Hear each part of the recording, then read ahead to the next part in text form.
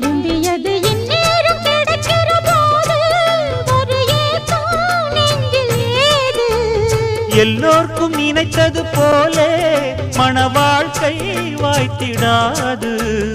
எப்போதும் ஒருவனை எண்ணி தவித்தேன், இப்போது நான் அதை கண்டுபிடித்தேன். கெட்டி மேளம் கேட்கும் நேரம் கூட மாமனோட. இந்த மாமனோட மனசு மல்லியப்பு போலே பொன்னானது. இந்த வண்ணமயில் அதனால் எண்ணியது போலே பூச்சூடுது.